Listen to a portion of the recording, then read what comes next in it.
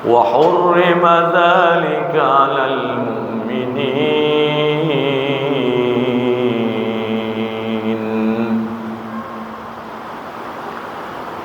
Pezina laki-laki tidak boleh menikah kecuali dengan pezina perempuan atau dengan perempuan musyrik, dan pezina perempuan tidak boleh menikah kecuali dengan pezina laki-laki atau dengan laki-laki musyrik. Yang demikian itu diharamkan bagi orang-orang mukmin. Kaum muslimin jamaah rahimakumullah, pada kesempatan kali ini kita bahas yakni status wanita hamil karena zina dalam pandangan tarjih Muhammadiyah atau menurut hukum Islam. Karena zaman sekarang ini salah satu daripada tanda kecil hari kiamat itu adalah orang sudah ada sampai terang-terang berlaku zina. Lalu kalau ada peristiwa, ibarat kata orang Minang, dahulu bajak daripada Jawi.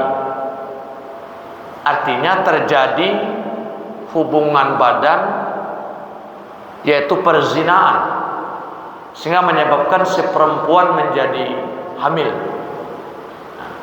Bagaimana status dalam pandangan hukum Islam? Sebelum kita menjawab itu, penting kita jelaskan dari surat An-Nur ayat 3 itu dikatakan tadi dasarnya pezina laki-laki itu pasangan menikahnya adalah pezina perempuan pula atau perempuan musyrik.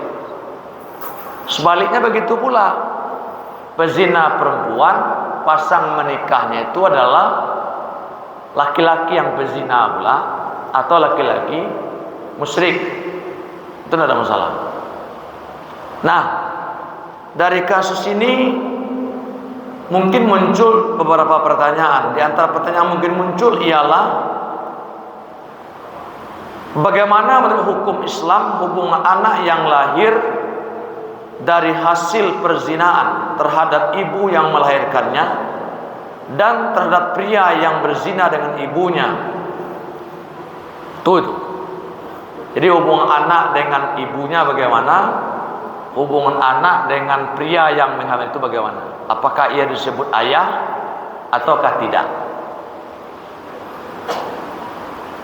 Nah, yang kedua, pertanyaan mungkin muncul, jika pria dan perempuan yang berzina ini dinikahkan di saat perempuan tersebut dalam keadaan hamil, kemudian dia bercerai, apakah menurut hukum Islam pria itu mempunyai tanggung jawab atau tidak terhadap biaya hidup anak yang lahir dari hasil zina tersebut?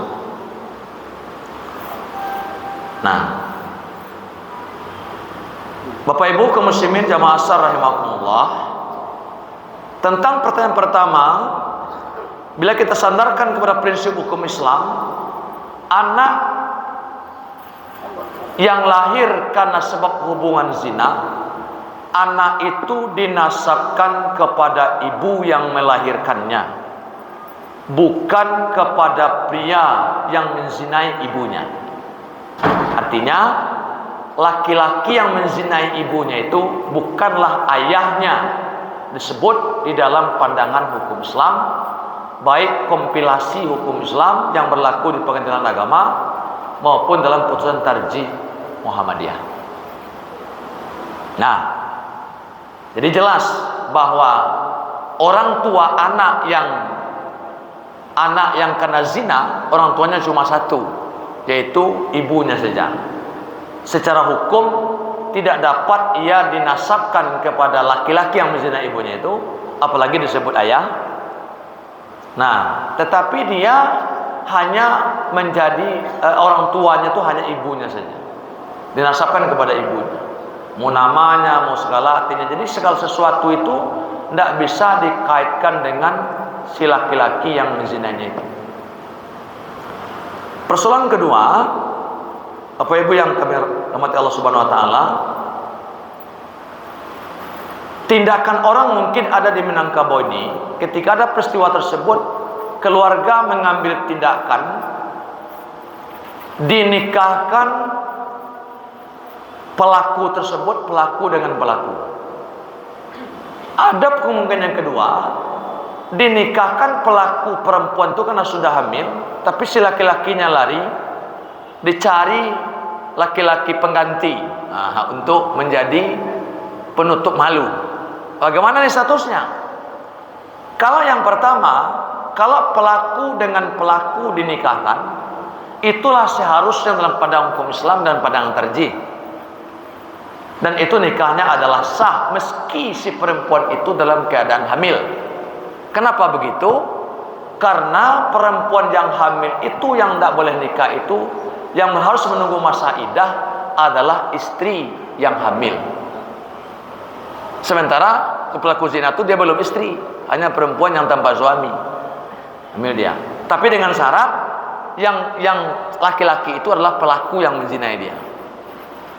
Tapi apabila laki-laki dicari pengganti yang bukan pelaku untuk menikahi si perempuan yang sudah hamil itu oleh pihak keluarga untuk menutup malu, ada orang berpandangan nikah dulu bekola layana ulang lo walia. Sebenarnya nikahnya tidak sah kalau nikah pada saat hamil itu, karena bukan dia yang mengamilinya. Karena hukum dasarnya perempuan hamil itu tidak boleh menikah. Yang bagian pertama itu pengecualian, karena dia pelakunya, maka dia harus menikah. Nah, kalau dia nikahkan juga berarti dia batal demi hukum. Yang kedua kemungkinan yang terjadi, kalau si laki-laki pengganti ini yang dicari di keluarga dinikahkan dengan si perempuan yang hamil itu, nikah, tidak akan mungkin pihak keluarga bisa menghambat berkata kepada si laki-laki itu yang sudah menantunya itu, alu mulia sarumah le dona wa alun alusah dulu, tunggu anak laya dulu. Apa mungkin orang sudah menikah dilarang tidak bisa serumah? Layalun balakinya lanjut pupuahnya, apalagi lah balakinya. Kau itu Pak ya. Tadi belum bersuami dia, belum menikah, sudah melakukan hubungan badan dia. Sekarang udah diadu dia menikah itu. Nikah penutup malu namanya. Ada kali tagahan, nah laki-laki dia datang ke rumah berdusi. Tidak mungkin itu. Maka nikahnya itu tidak boleh terjadi. Jadi kalau dia laki-laki pengganti, haruslah menikah sesudah anak itu lahir, maka nikahnya sah. Tetapi bila pelaku dengan pelaku, hendaklah dinikahkan saat itu juga. Dan begitu jelas dalam pandangan hukum Islam maupun dalam tarjih Muhammadiyah. Nah, oleh karena itu keharaman zina itu dibatas oleh hukum, hendaknya jangan sampai terjadi. Kenapa Islam mengharamkan zina? Supaya untuk memelihara kehormatan manusia itu. Kalau sudah berzina, banyak kerugiannya. Anak tidak dapat nasab, nak tentu ayahnya, haratu tidak bisa, tanggung jawab tidak ada, nafkah tidak ada. Oleh karena itu Islam mengharamkan zina untuk memelihara kehormatan manusia dalam hukum hidup antara manusia dengan manusia maupun di hadapan Allah Subhanahu wa taala. Mudah-mudahan kita sama-sama bisa menjaga agar tidak lagi perzinaan. Kalau sudah terjadi, ambillah solusi seperti yang tadi. Mudah-mudahan